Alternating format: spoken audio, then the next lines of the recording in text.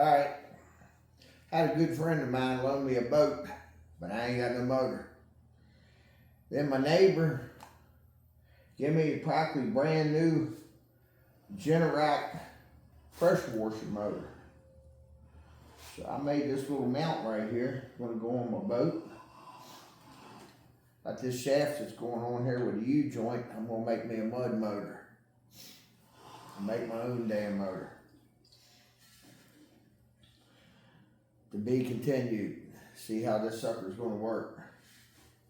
This motor runs really good. See if it'll start.